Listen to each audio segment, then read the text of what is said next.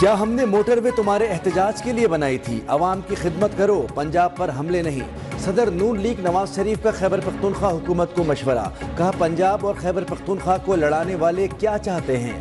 پنجاب پر حملہ آور ہونے والوں کے عزائم کیا ہیں؟ خیبر پختونخوا کے عوام جیل میں بیٹھے شخص سے پوچھیں کہاں ہیں 1 ارب درخت، کہاں ہیں 50 لاکھ گھر؟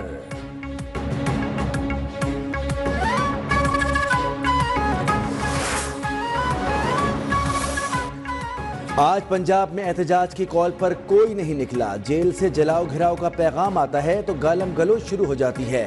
پنجاب میں کسی کو آگ لگانے کی اجازت نہیں دیں گے۔ مریم نواز نے واضح کر دیا اپنی چھت اپنا گھر اسکیم کی افتتاحی تقریب سے خطاب، کہا کہ 5 سال میں 5 لاکھ گھر بنائیں گے۔ 15 لاکھ کا بلا سود قرض 9 سال میں ادا کرنا ہے۔ کامیاب درخواست گزاروں میں چیک تقسیم۔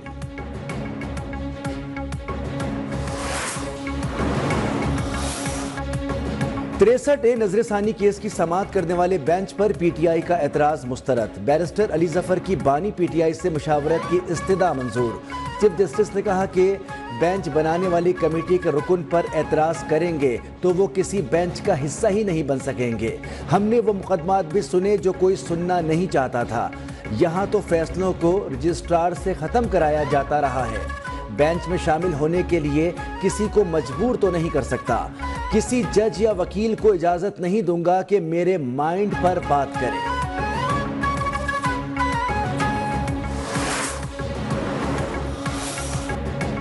پی ٹی آئی وکیل کی سپریم کورٹ کو دھمکی، باہر 500 وکلا کھڑے ہیں، دیکھتے ہیں ہمارے خلاف کیسے فیصلہ آتا ہے۔ آرٹیکل 63A نظر ثانی کیس کے دوران مستفین کاظمی کی بدتمیزی، چیف جسٹس قاضی فائز عیسیٰ کا اظہار برہمی، کہا کہ بیٹھ جائیں ورنہ پولیس کو بلا لیتے ہیں۔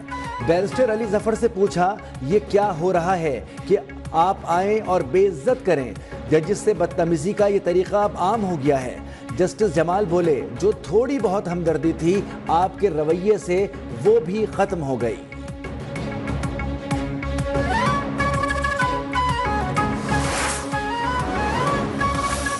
آئینی ترمیم سے متعلق 2 ہفتوں میں معاملات بہتر ہو جائیں گے۔ مولانا فضل الرحمان آئینی عدالتوں کے حامی ہیں۔ سربراہ جے یو آئی سے ملاقات کے بعد سینیٹر عرفان صدیقی کی گفتگو، کہا مولانا سے ملاقات غیر سیاسی تھی، انہیں جے یو آئی کا امیر بننے پر مبارکباد دینے آیا تھا۔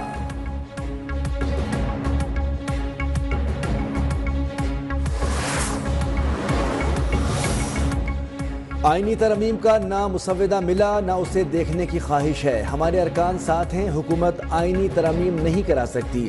Chairman P T I barrister Gohar کا دعویٰ، بولے الیکشن کمیشن نے ہمیں دیوار سے لگایا لیکن اب امید ہے کہ ہمارے انٹرا پارٹی الیکشن منظور کیے جائیں گے۔ انٹرا پارٹی الیکشن کیس میں پی ٹی آئی کو دستاویزات جمع کرانے کی مہلت، الیکشن کمیشن نے سماعت 22 اکتوبر تک ملتوی۔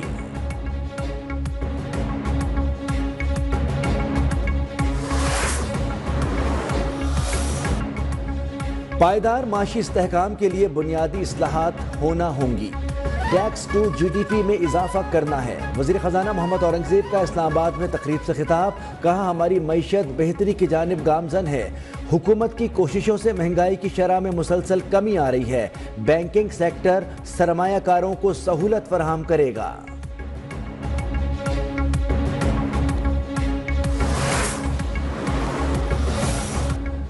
وزیر داخلہ محسن نقوی کی زیر صدارت اجلاس شنگھائی تعاون تنظیم کے سربراہی اجلاس کی تیاریوں کا جائزہ، سمٹ کے موقع پر فول پروف سیکیورٹی کو یقینی بنانے کے لیے لاہے عمل کی منظوری۔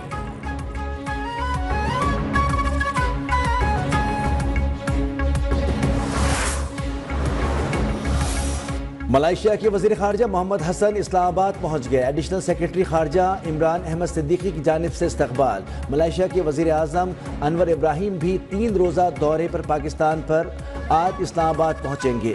انور ابراہیم پاکستانی ہم منصب شہباز شریف کی دعوت پر آج اسلام آباد پہنچ رہے ہیں۔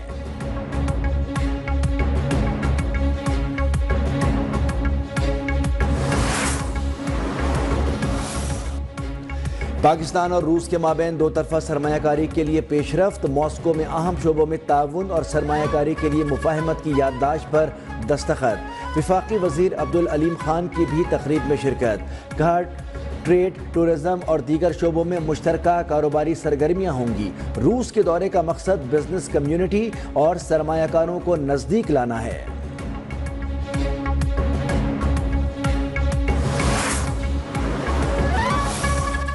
پوری دنیا کے مسلمانوں کے دلوں میں ڈاکٹر ذاکر نائک کے لیے احترام ہے۔ آپ نے دنیا بھر میں اسلام کی تشخص کو روشناس کرایا۔ آپ کے لیکچر بہت شوق سے سنتا ہوں۔ وزیر اعظم شہباز شریف سے ممتاز اسکالر ڈاکٹر ذاکر نائک سے ملاقات میں گفتگو، کہا کہ آپ کی تقریریں اور تحریریں اسلام سے آگاہی کا ذریعہ ہیں۔ ڈاکٹر ذاکر نائک بولے، پاکستان آ کر برسوں کا خواب پورا ہوا۔ پاکستان واحد ملک ہے جو اسلام کے نام پر وجود میں آیا۔ یہی میرا مشن ہے، اسلام کا پیغام دنیا میں عام کرو۔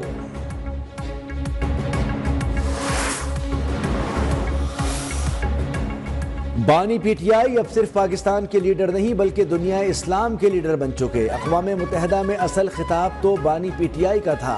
سینئر پی ٹی آئی رہنما چودھری پرویز الہی کی احتساب عدالت لاہور کے باہر میڈیا سے گفتگو، کہا کہ موجودہ سیاسی عدم استحکام پی ٹی آئی کے انتخابی مینڈیٹ کو تسلیم نہ کرنے کا نتیجہ ہے۔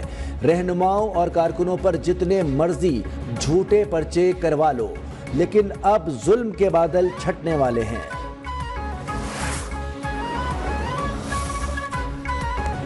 ججز کمیٹی نے ججز کی بھرتیوں کا نظام پیچیدہ کر دیا۔ ججز کی کنفرمیشن پر سب کے سب کمیٹی اراکین نے ان کی برائیاں کی۔ وزیر اعلیٰ سندھ مراد علی شاہ کا تقریب سے خطاب، کہا کہ پی ٹی آئی کی حکومت میں ملک کی معیشت سے کھیل کھیلا۔ اس ملک کو سنبھلنے میں 2 سال لگیں گے۔